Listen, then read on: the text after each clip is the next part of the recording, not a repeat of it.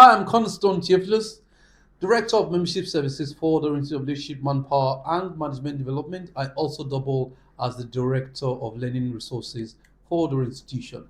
I'd like to thank you for your time. This session that we want to take today is the practice of leadership. Is one of our very important sessions when it comes to the executive education on leadership and leadership development. Well, I want to start by this very important statement, and I hope you never forget it. It says the most important capital is human capital. It is the first and the best form of capital is leadership. This is our position in the Chartered Institute of Leadership, Manpower, and Management Development.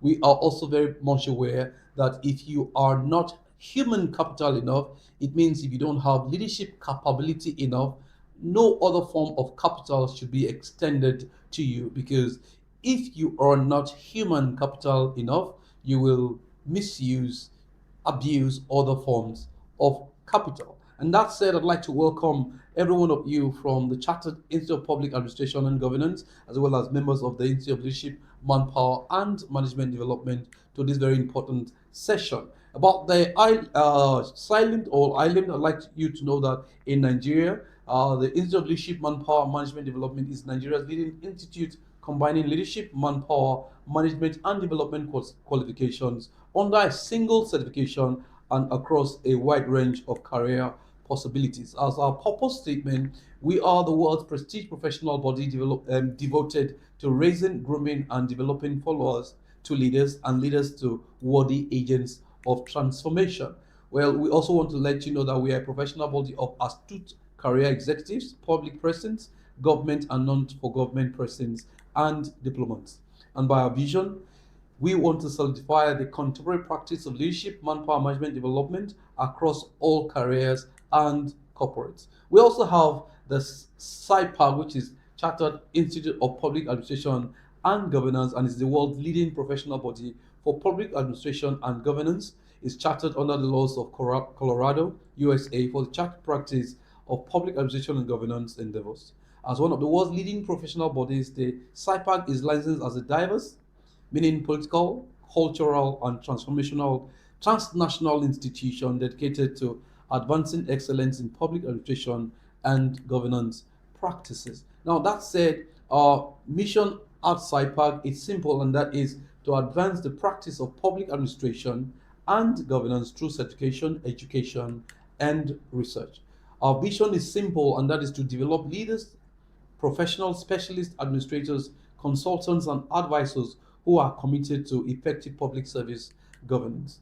Well, the core values of SIPAG are basically seven. We have leadership, service, professional excellence, impartiality, accountability, integrity, and innovation. And for ILM, there are basically four: is leadership, uprightness, forward thinking, and possibility. That said, we have some certifications that are almost the same at SIPAG with the Chartered Institute of Leadership, Manpower, and Management Development. But our roadmap is to be the foremost institution with global recognition for the development of upright leaders, astute manpower for development, and management needed for organizational productivity. The reason why this session is coming to you is because of this roadmap, and I take it again. Our roadmap is to be the foremost institution with global reckoning for the development of upright leaders, astute manpower for development, and management needed for organizational productivity. Last November, we held a very high powered conference across Nigeria. It was held across three states in the Federation: Lagos, Abuja, and then the Federal Capital Territory, which is the FCT Abuja. It was a talk of town and it was a talk of the city. And the title of that conference was Leaders Beyond the Norm. I want to say today that today, one of our eminent grand patrons in Southwest is the indefatigable, or how do you pronounce that? The great man whose success and monumental stride in the area of leadership is worth the while, is worth knowing, is commonplace. His name is Dr. David Oyedepo, and in the north we have our eminent grand patron Alhaji Hassan Dantata. Well, that said, I want to let you also know that our eminent fellows are in their hundreds, and by reason of our membership, we are already almost 8,000 members by the last count.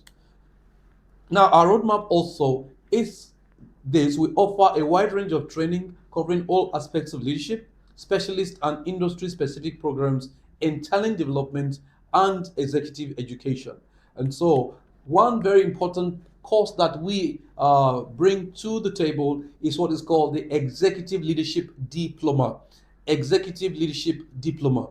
Now, after you have watched all these videos, you have watched all these sessions, and you are interested in this certificate of the Executive Leadership Diploma, then you can apply for one. But the criteria is that you must have gone through all these sessions with us, about 9 sessions in all, for you to qualify for the Executive Leadership Diploma certificate. Now, 5 different programs we offer. Number one is foundational, two is professional, three is direct membership conferment, four is honorary membership conferment, and five is chartered proficiency conferment. Now, I'd like to explain to you the silent fellowship at a glance so that you understand the whole detail how membership is arrived at in this institution. We start with foundation, and that's for people who just have ONDs, who have ordinary levels of ONDs. After foundation is intermediate for persons who are in school, who are in universities, or collegiate people who are graduates from universities, who are probably in the NYC. Then we have the professional. It is on the professional level we're able to grant you direct membership or honors or awards. So at the professional level is where a lot of you are joining us, which means you already have a belt of experience in your custody. You have a belt of experience in your realm as far as your years of post NYC is concerned. Now, from professional, we move to specialized. That's where we have the executive leadership and management diploma program, for which and under which this training on the practice of leadership is taken. Now, this is just the explanation of the introduction, for which this certification is very, very important. So, someone might want to ask me, now that I am only doing to be a member, this ELD, can I also apply for it? Yes, you can apply for the ELD once you have completed these 9 courses with us. And then from the specialized executive leadership and management diploma, we also have specialized executive PGD or specialized executive MBA.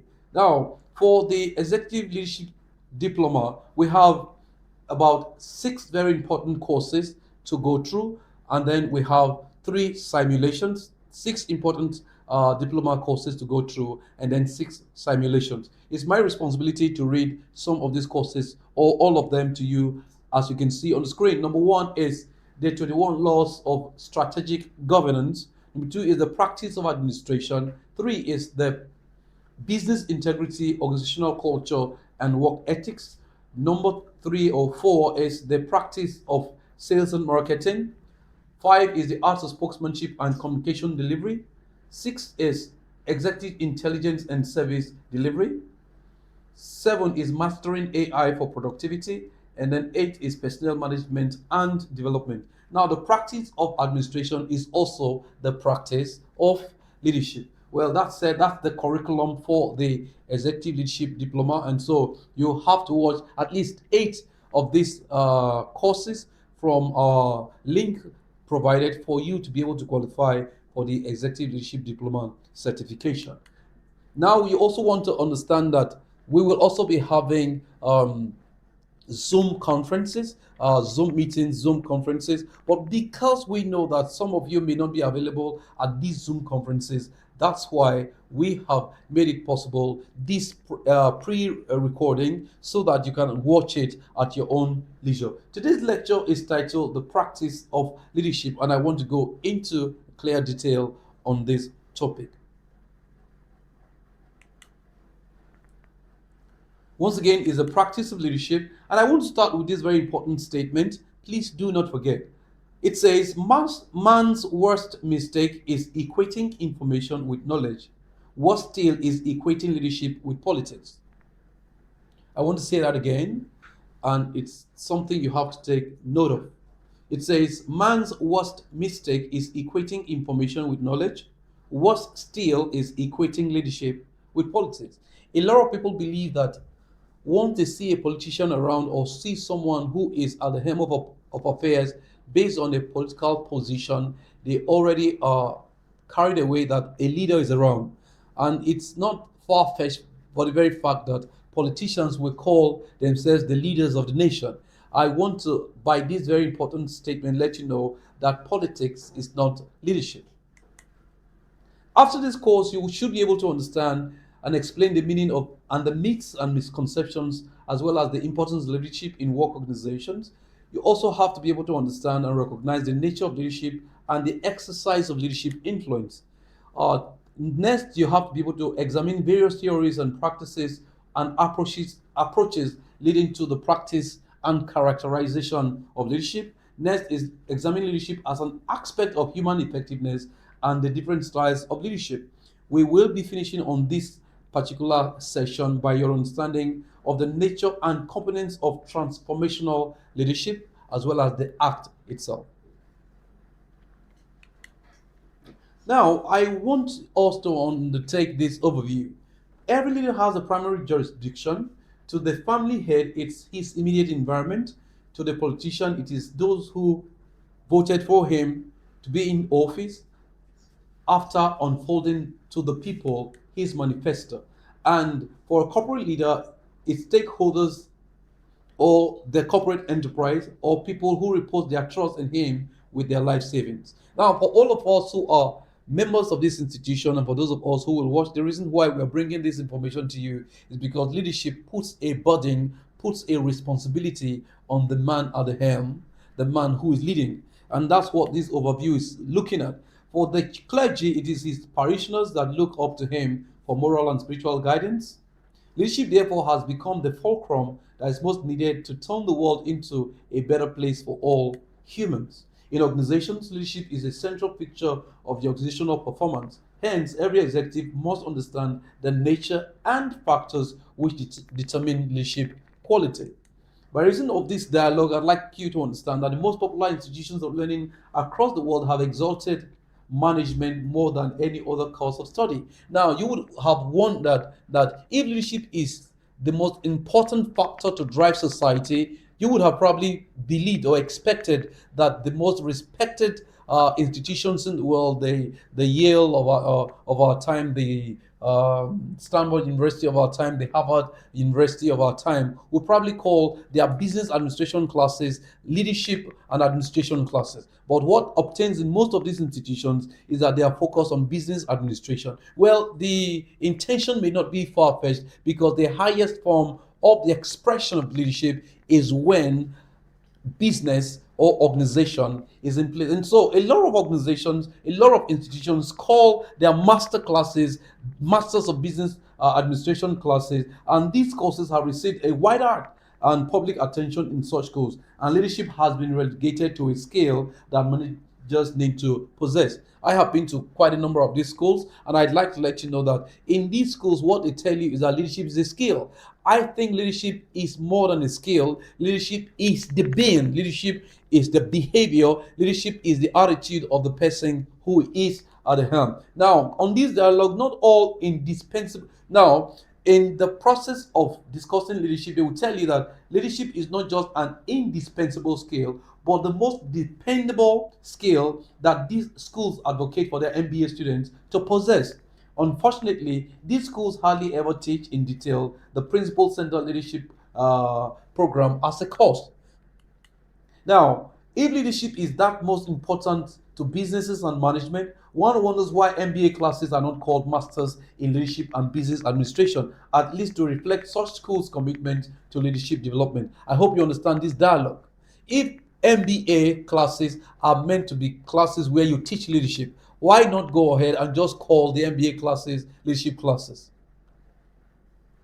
That's the dialogue we're talking about here. But only lately do we have universities start to do masters in leadership and administration or a master's degree in leadership. And in Nigeria today, one of the people or one of the institutions that is championing that course is Covenant University. They currently have a master's degree. I think it's an online master's program for leadership and leadership development. And we want to really say kudos to that organization, knowing full well that the most important need of society today is leadership. And they are devoting their African Leadership Development Center to that Masters in Leadership program. And we want to say kudos. And that's their picture that is showing here. And last year we had our conference there, and I can tell you that institution is actually very ripe for a master's in leadership and development. Now, what's the reason for the search for leaders? From West Africa to North and South Africa and to all the other parts of Africa, our need for leaders have become more pronounced than ever. From government executives to Senate and to local counties, to pews and to pulpits, from corporations to foundations, leaders are lacking. That's the need for leaders. Of all challenges facing our 21st century world that we must confront, such as terrorism, epidemics, wars, global warming, and corporate corruption, the greatest challenge is finding leaders. Now, you have to understand that a nation's development is a reflection of the sum total of its leaders minus the number of the leaders who are affected by politics and who are politicians. This is a very, very strange statement from Elon Musk, looking at the impact that leaders play in a nation. He is of the view that it's not governments that grow a nation, it's leaders that grow the nation. And these leaders don't have to be people who are politicians or who are affected by politics. Now, I want to start also by quoting Dr. Miles Monroe, someone I have followed even before his death. I'd followed him closely for 7 years before his death. And sometime I probably might show this picture online. It says, the nation or organization or family or society is doomed whose politicians are its leaders, but blessed whose leaders are its politicians. It therefore means when politicians are at the helm, the highest form of progress you can see at the time will be chaos. And when leaders utilize the opportunity that politics present to lead the nation, the least form of progress you would see is crisis being utilized to produce opportunities and standards for the growth of the nation. So, ladies and gentlemen, why do we need leaders? If a nation lacks those who do the right things, those who are meant to do things right will never be found. That's why we need leaders. I won't say it again. If a nation lacks those who do the right things, those who are meant to do things right will never be found. Leaders are the rudder for the progress of a nation, for the advanced behavior of societies. If leaders are not in place, none else will be in place. The reason why we are driving on the streets and we see people use horns sporadically is because your leader blows a siren. If he can go without blowing a siren, then we can have all parts of the nation go without having to use sirens or horns to disturb the people. The answer is simple. We need the people who do the right things before we can ask people to do things right. And so the reason why we need leaders is because doing the right things precedes doing things right. And you can understand, therefore, that those who do the right things will lead others to do things right. If we have people in your organizations who do the right thing, then we can have people who can do things right. Without the people at the helm doing the right things, doing things right becomes difficult to locate and to find in any organization. And you can ascribe this definition of what leadership actually is to Peter Drucker. The Peter Drucker is one very popular management authority. I think he died in the year 2004. He was the head of the Drucker School of University in London, Cambridge University, and he has this to say about when leadership is not in place. Anyway, it says there is nothing so quite useless as doing with great efficiency something that should not be done at all. When you see people misbehave, when you see people without a rudder, that are rudderless, that are just about their own pocket, their own self, what you can say in that nation or in that environment or organization is that they are rudderless, they have no leader amongst them. And he has this also to say about leadership. He says doing the right thing is more important than doing the thing right. Doing the right thing is more important than doing the things right. Leadership begins doing the right thing so that a lot of other people can have things right to do. I said again, leadership begins by doing the right thing so that every other person in the organization, any other person in the community or nation can have the temerity to do things right. Now, that said, he also defines leadership as doing the right things, and management is doing things right. That's why leadership is always scarce, because those who to do the right things are always more important than those to do things right. Management is key. Management is important, but leadership is the breadwinner of growth, is the breadwinner of administration, and it means doing things right.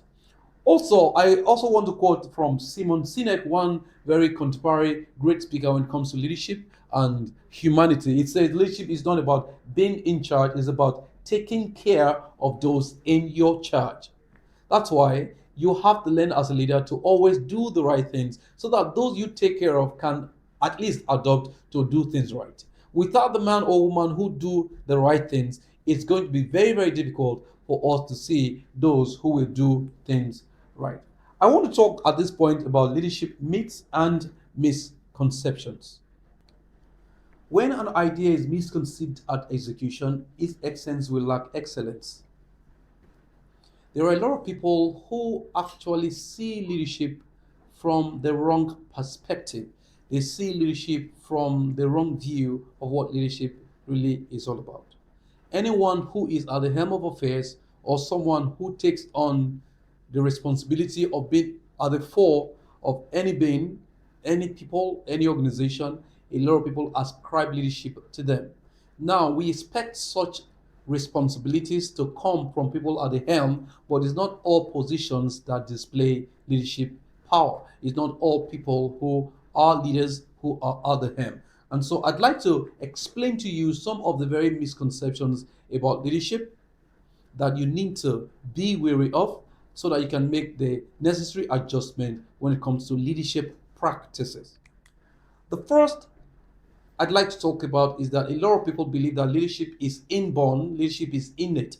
Meaning, once you see people who can lead, once you see certain people with macho, with gusto, you just believe that they can lead. Some people believe that leadership is determined by distinctive dispositional characteristics present at birth. For example, extraversion, intelligence, and ingenuity. Some people believe that once the person is intelligent, for example, they can lead. However, I'd like you to know that leadership does not only develop through work. Leadership is not only something that develops through nature, leadership also develops through nurture. There's one question I always ask at my sessions. If you believe that leadership is by birth, leadership is by nature, I'd like to ask you, who then was not born to lead? Who then is meant to be the follower? If you were born to lead, I was also born. Was I born to follow you? I don't think so. There's this statement that is accredited to state governments. For example, or your state government is the pace setter. In Kano State, they have what they call born to rule. And so I'm wondering who was not born to rule. At least that shows you right now that Kano State is not at the helm of affairs in Nigeria today. It means being born to rule is not something that is your exclusive right. Being born a leader does not actually exist. You have to nurture your leadership potential in order to be able to lead aright. And so leadership is not by nature, it's not innate, it's not being born to it. Leadership requires nurture. Now, if leadership does not require nurture, you probably will not be watching this video. Your leadership requires nurturing. That's why you're watching this very important session. Also, a lot of people believe that leadership is having power over others or power over others. And that's why our nation is full of voodoo today.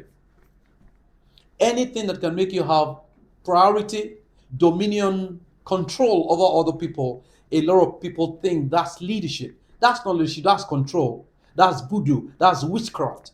Leadership does not include your ability to control other people. It does not mean that you will have to force them out of your will before you can say you are leading them.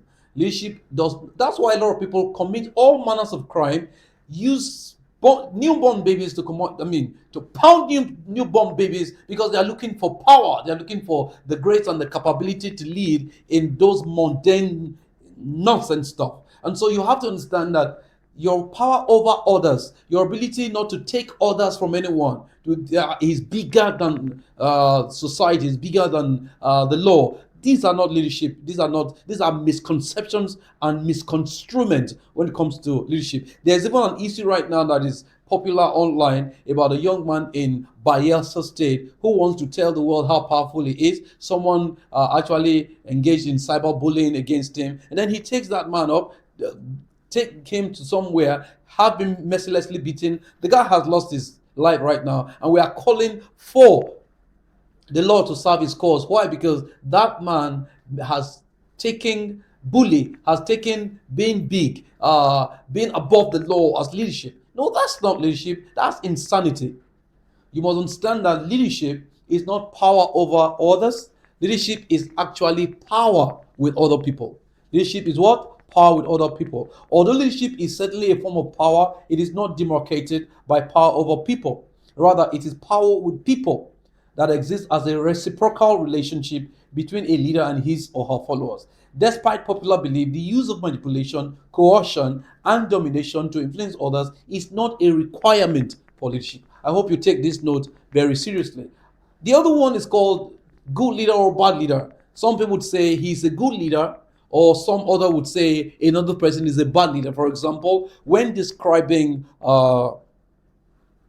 some people who have led these nations as presidents, they would say some are good leaders, some are bad leaders. Some can call President Goodluck Jonathan and say he's a bad leader. Some people will call other ones and say, or probably the Tinubu right now and say he's a good leader or a bad leader. Well, I'd like to let you know that there's nothing like being good leader or bad leader. Or some people would probably call the popular Sonny Abacha and say, wow, when that man led us, he was really a bad leader. Or Adolf Hitler being a bad leader. Now, I'd like to let you know that there is no such thing as bad leader or good leader. Simply, it is either you're a leader or you are not. And as a leader, you are either effective or ineffective. The least form of devocation we can give you is to say, okay, this leader was effective or ineffective. If we have to describe you as being bad, whatever describes you as bad does not have the right and temerity to also extend the word leader to you. Leader is a very graceful word to be extended to people who are bad. The word leader, you can call a person a leader, and then you have another way of saying he was a bad leader. Once he is a bad leader, he was not a leader at all in the first place. He was an opportunist. He's a waster of resources. Look for other bad words to express a person who is bad, who had occupied a position which was expected of him to display leadership. So, good leader or bad leader does not exist. You can't call Adolf Hitler a bad leader. That Adolf Hitler was a bad man, was a bad being, was a usurper, was a killer, was a Confucianist. Don't call people who attain certain high positions leader because of that position. Once they didn't display what that position required, what the expectation was about displaying leadership, don't bless them by calling them leaders. Because leadership is a great word, it's a word to revere on the people who deserve and having led well. Now, being called a bad leader like Adolf Hitler is proof you are not a leader in the first place. You probably may have been on a man or a woman in a position. There are a lot of positional persons today who don't qualify to be leaders, and please don't call them so. Number four is that leadership is the management of people. Here is where it becomes very, very interesting. Leadership is managing people. Meaning, if you have an organization, for example, if you have an organization like Dangote, who probably employs more than 250,000 Nigerians on a direct and indirect basis now, you would say Dangote is a leader. Well, perfectly well for what he does. I give him respect for being that. But managing people is not leadership. You can't manage people. As far as the resources continuum is concerned, human are not part of the resources that leaders will manage. I want to say, if you want to be a leader that manages people, this is probably going to be how your life will look like. This picture shows how you say leader who manages people actually looks like. But I can tell you all these drawings is not what people do. is what machines do. Am I correct? Am I correct? And so, note that people are so complex that you cannot manage them and claim to be the leader. You can manage things like machines, equipments, and resources, but you cannot manage people. You develop people, not manage them. You influence people, not manage them. Management is not related to humans. Management is related to anything other than, leadership is not what you do when you say he's under my charge, under my control. No, the human being that is under your control, you're paying, for example, or the one whom you are not paying, who submits himself to serving you without leverage, is just giving his time to you. He's giving his resources to you. That don't make you to be the one who is leading him. For him to even to submit himself to you is proof that he's leading himself. And so understand well that when it comes to the management of people, leadership is not part of managing people. Leadership is about influencing people for a worthwhile cause. Number five, or the next one, is that people say the opposite of leadership is followership. That it takes the opposite of leadership to be a follower. Ladies and gentlemen, this is a misconception, it's a misconstruing of what leadership really is all about. The opposite of leadership is not followership. The opposite of leadership is irresponsibility. Why is it so? Because it takes an irresponsible person not to know the value that leadership brings to the table. Leadership actually starts at following, but it doesn't mean that all followers will end up leading. Your ability to lead might be at following. Truth, therefore, is followership is lesser than serving.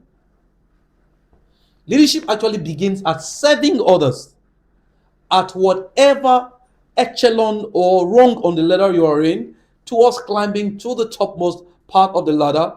Leadership actually begins at serving others and your ability to follow instructions. Now, the opposite of leadership is not followership. The opposite of leadership is irresponsibility. You will have a chance at leading when you know how to follow. Now, I am not talking about following people, I am talking about following instruction. People you follow that don't have instructions for you will make you dependent forever. It's when you have instructions that you are following, then you can say you are a leader that one day will lead. You're a follower that one day will lead. Leadership begins at following, but it doesn't mean that being a follower will make you lead. If you are arrogant with your following, you are not following instructions, one day you will be given the opportunity to lead and you will make a mess of the position. And so leadership begins at following with serving as their intention. If you can serve others from a small perspective, from a small position, that serving will grow for you to be able to serve others on a bigger scale. And so you must understand that leading is not about following, it's about serving while following. Next is that the leader is known by the number of those following. A lot of people believe that the leader is known by the number of people who are following. Now, this is actually very, very, very tricky. We call it that you should beware of the Broadway leader. Scripture describes, it says, the road that leads to destruction is a broad way. The one that leads to life is a narrow way. Sometimes the leader is someone who is taking a stroll. Sometimes the leader is someone who is taking a stroll. Today, I'd like to ask you, in your own decision, in your own eye, a lot of people believe that my president is probably the leader of the nation. Yes, by reason of the constitution of this nation, he's probably the leader of the nation. But I'd like to ask you, some of us are not being led by the president. Because if you want to ask me to lead the nation, you want me to follow your leading, and then ask you, how are you leading? What is making the president today to lead the nation is because 8 million persons gave him the opportunity to be president. Now, over 200 billion out of the 8 billion people did not give him the opportunity. But 8 billion people who exercised a voting right gave him the opportunity of leading the nation. And so you cannot say that following is based on number. There are a lot of people who are doing the wrong thing and gaining results. So you have to be very, very careful. Once integrity is not in a thing but guarantees results, the leader is not leading. The leader is only famous and popular. It's called the rave of the moment. And so that's why we say this very misconception is very tricky. The number of people who follow you may not essentially validate your leadership, especially if it's in the majority.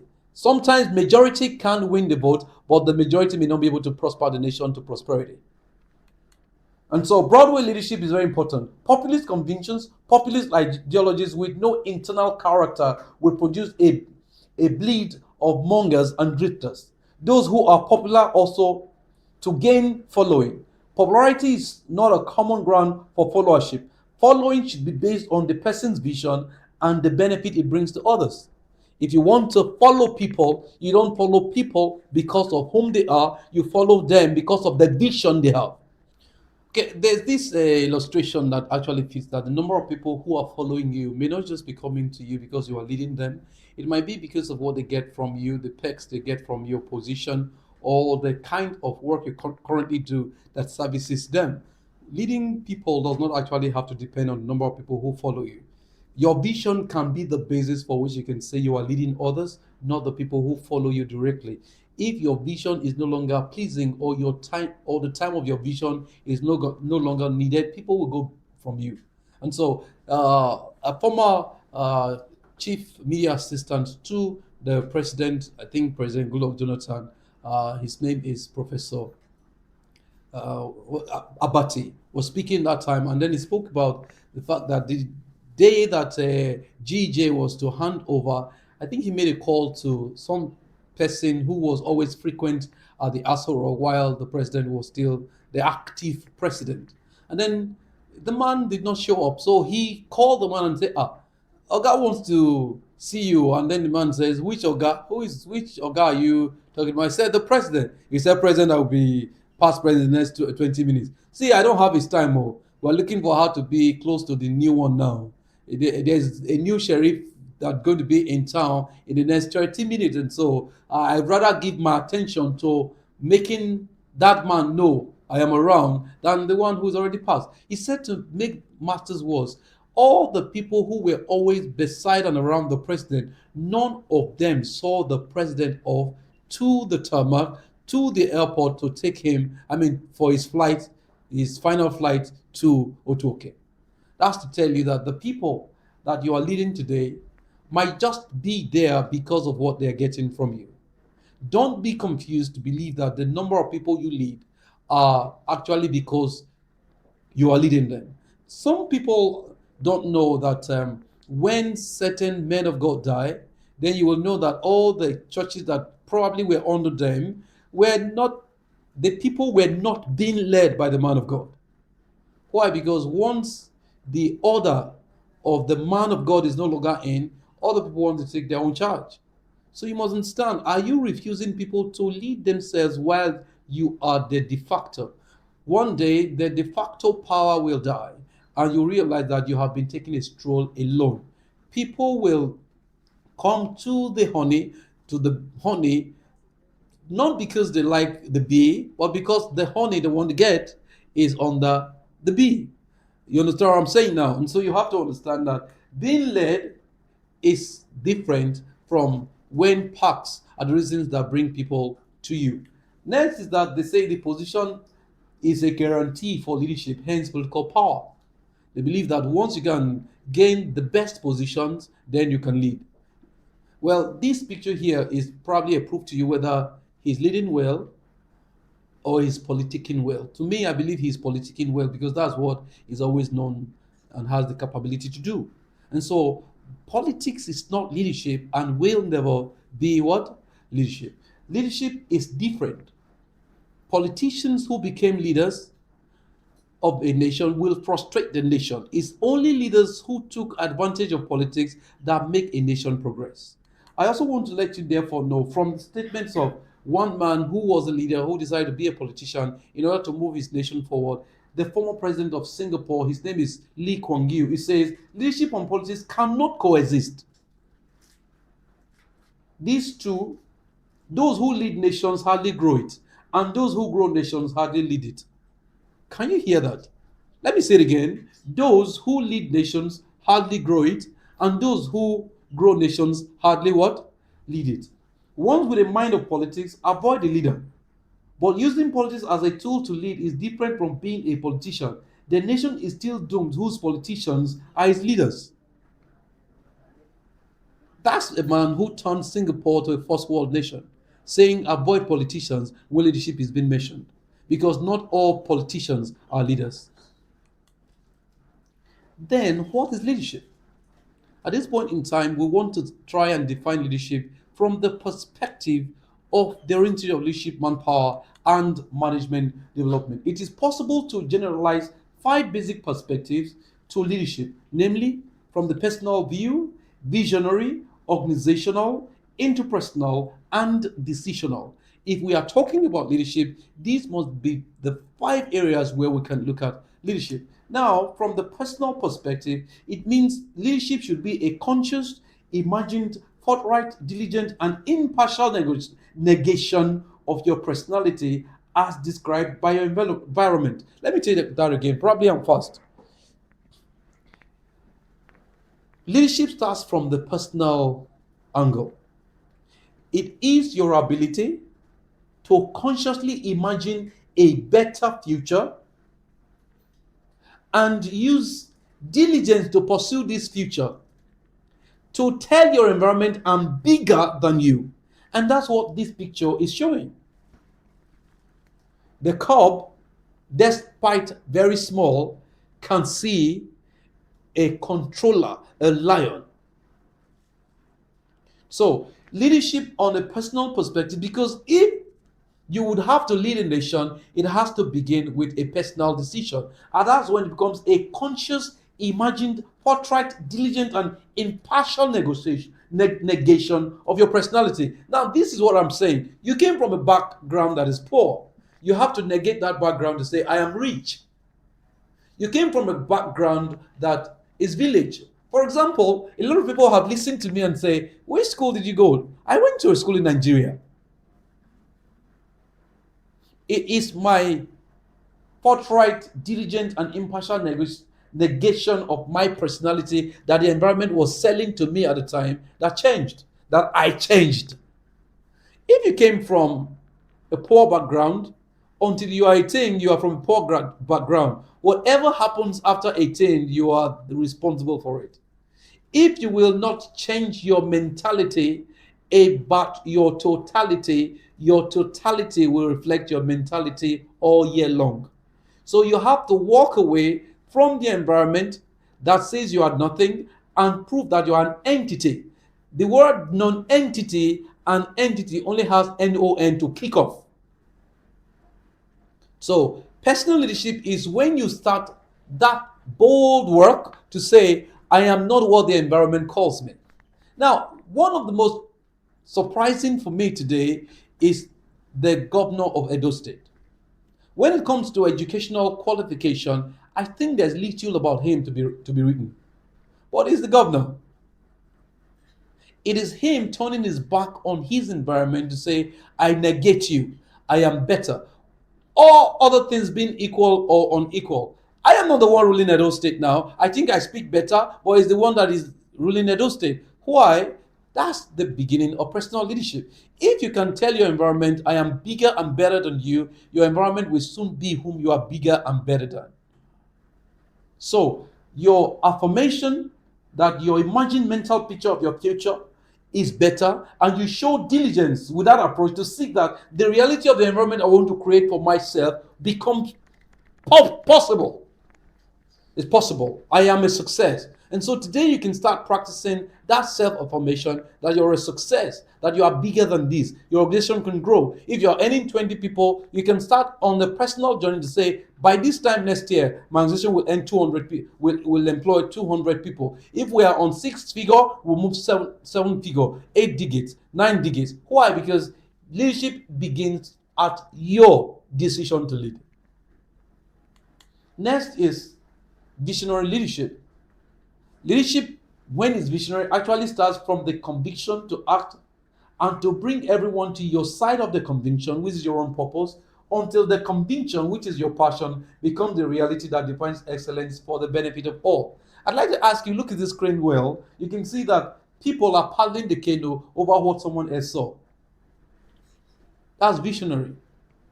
Vision is ability to convince these people to put their skill and risk on the place he saw, a voyage, a better place he saw. Why? Because that's visionary. Ability to convince others that there's an environment, there's a lifestyle, there's a standard of living better than this now, and I'm willing to put all of us into that enjoyment if you can just follow me. And so it's not just you they are following, there must be a vision that is worth dying for. As my mentor would say, which is Miles Monroe, he says, you must find something worth dying for because living for something makes you to die without remembrance. But if you died for something, the day you finally die, you start living for everything you ever died for. So start living, dying for something. And so I'd like to ask you, now that we all know in this room and you listening to me that we all have died yesterday only to live today, what did you die for yesterday? Today you are still going to die again by 12 midnight. All of us will have died today. Am I correct? To wake again tomorrow. What are you dying for? Because if you don't have anything you are dying for, it means when you are finally dead, we'll look behind and say, he really never lived for nothing.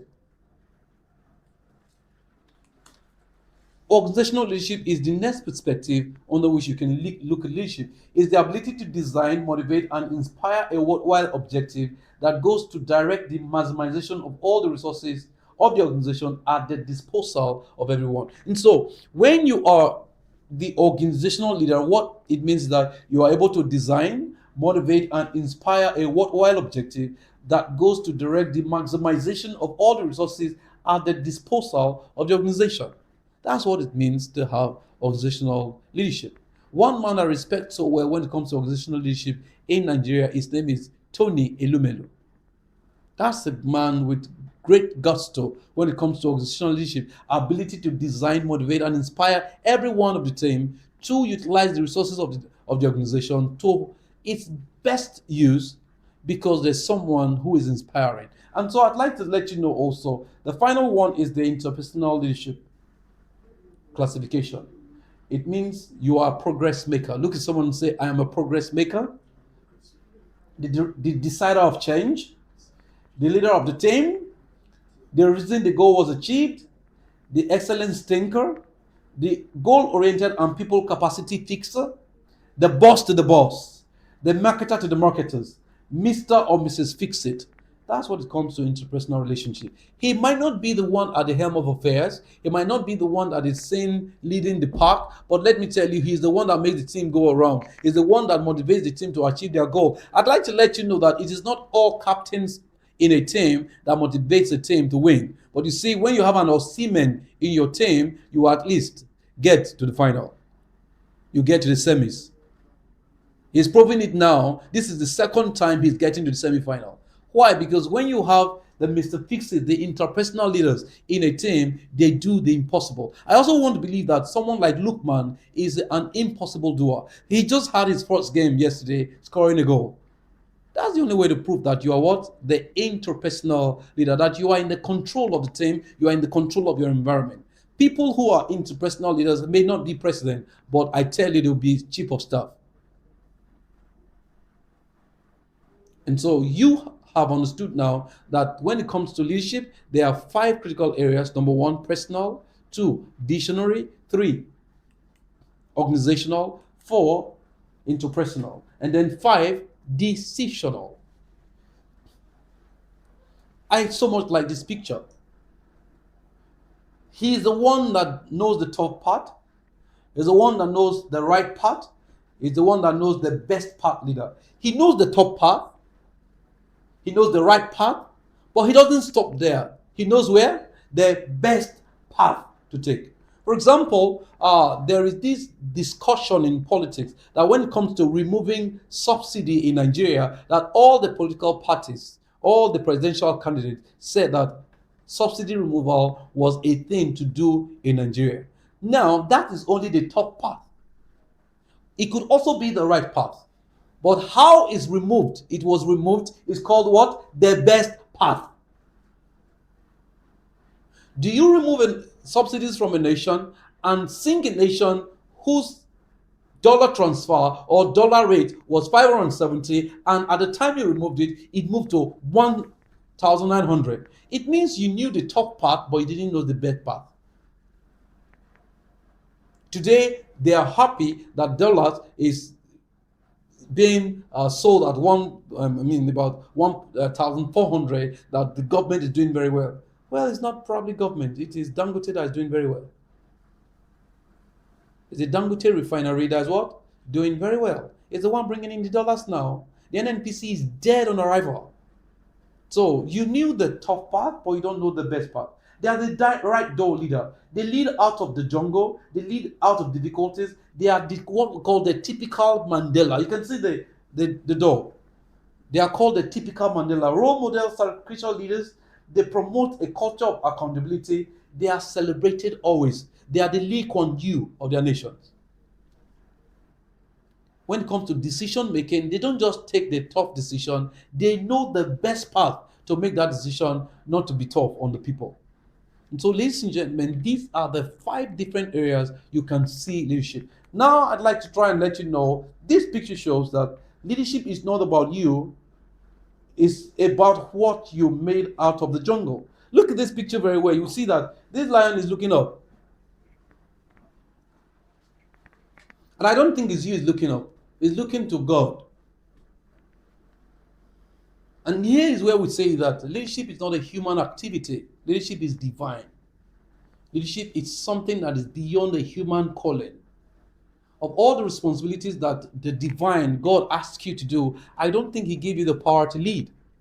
He gave you the power to manage, but when it comes to leading and leading aright, He has to be in you. He has to be the one doing the leading. I'd like to let you know, if you are the lead, if you're a leader and you compare yourself to a lion, you are not one. Because what the lion does is very, very instructive. Leaders of our nation today who say, I am the lion, do you know what they do? They kill the pack. They finish the pack. But do you know what the lion does? He kills the weakest of the pack to eat. Lions help to preserve the jungle for the owner of the jungle, which is God. But you know what? Africans, people who call themselves leaders, they kill the whole pack thinking they were lions. Please, if the lion is your stature or your symbol of leadership, understand well that the lion a lot of times leads better than you.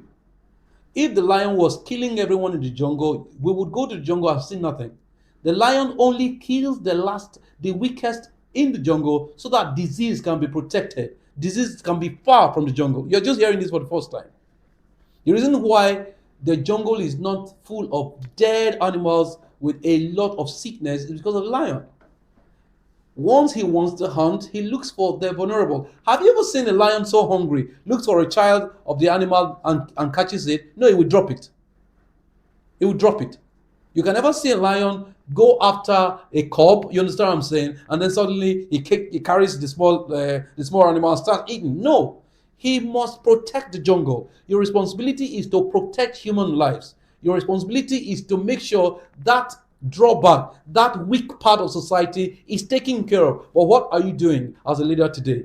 You are killing your organization, killing it from head down, and thinking you are leading. You are not leading. You are destroying. And I believe you are not the type I am talking to. The people I've spoken to in this video, in this short session, is people who lead like the lion, who protect the jungle for the Creator. Finally, by reason of the definition of leadership, by this institute, it's time to bring it to you. 1, 2, go. Leadership is the ability to inspire willing and conscious followership for a godly first. Godly, goal-driven, group-inspired, revolutionary, exemplary, astonishing, and triumphant course. This is the definition of leadership by the Chartered Institute of Leadership, Manpower, and Management Development. Your ability to lead must be based on inspiration. You must be able to inspire rather than command willing and conscious followership. Ability to command must be based on inspiration. If you're going to command followership, it must be that you inspire people, not manipulate people, not manhandle people. You must not be a military man to to lead administration. Your word must not be the last say. Your words must be of conviction to make people move from their point A to their point B. Leadership requires that you have a benefit for others that can go around, not the benefit for yourself because they went around.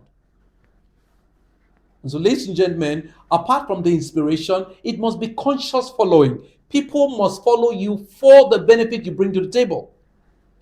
They must follow you for the worthwhile cause you are developing. Next, you must understand that it must be godly, it must be full of integrity. Looking back, we must understand and see that you didn't usurp all of us, you didn't finish our resources because we gave you the opportunity to lead us. Next, it must be goal driven. Not just goal driven. If it is goal driven, it means it was group inspired. The goal must be what? Group inspired. It must be such that this is how and where we want to go. Today, our president is very, very happy to have over 30 governors, state governors, become members of the APC. In a nation where elections are actually free and fair, these are 30 people. These are just 30 votes. You would rather have been interested in the larger population than being interested in what 30 people can do. But you see, the nation will have to wake up now to understand that population is not with government, population is with the people. The success of our nation, the progress of our nation should be group inspired. And if you found the president so far qualified to enter for a second time, please go and vote. And if you don't find him qualified, please go and change your decision. Number next, you must understand that it's not only going to be group inspired, it must be revolutionary. Why lead a park that should be repeated? Why lead a project that deserves to be repeated? Nobody wants to build Burj Al Arab again. Nobody wants to build any of such buildings again. Saudi Arabia is building a 1 kilometer tall building because Burj Al Arab or Burj Khalifa does not deserve to be repeated again. If it has to be repeated, it means you didn't lead it well. Leadership requires that something done was revolutionary, it was astonishing and triumphant. Ladies and gentlemen, I want to say thank you very much for listening. See you at the next video. God bless you.